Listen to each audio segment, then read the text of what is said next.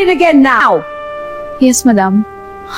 Nagkasakit si Maria, inuubo, sinisipon, nanlalamig ang buong katawan, nanginginig, halos di maigalaw ang katawan niya. Dito sa bansang Banyaga, kahit may sakit ka, hinang-hina ang katawan mo, kailangan mo pa din magtrabaho.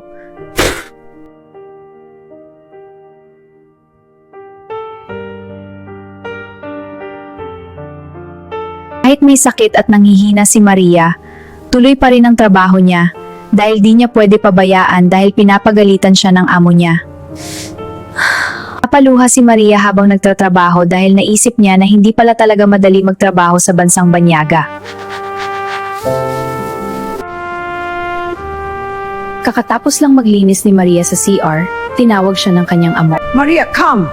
Did you clean this toilet? Clean it again now! Yes, madam. Grabe naman tong amo ko, kakalinis ko lang dito, pinapalinis naman ulit sa akin. Di ba niya nakikita na may sakit ako at nanghihina na? Ang hirap talaga pag nagkasakit ka.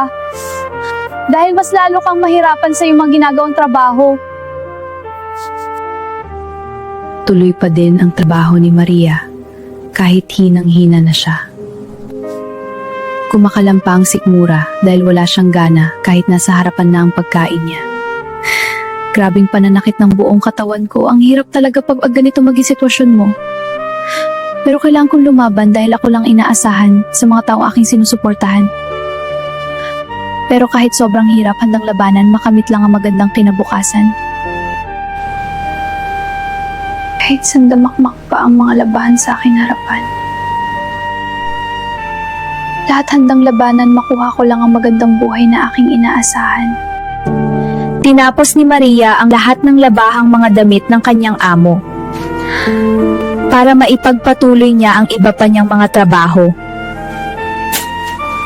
Nagpatuloy si Maria sa kanyang trabaho hanggang sa sumapit na ang gabi. Pagkatapos maglinis ni Maria sa kusina, siya ay nagpahinga na sa kanyang kwarto. Salamat Lord, natapos din ang araw na to.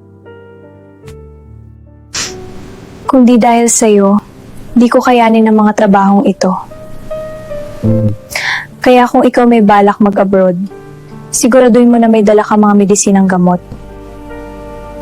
Dahil may mga amo na kahit isang gamot di kayang magbigay sa'yo.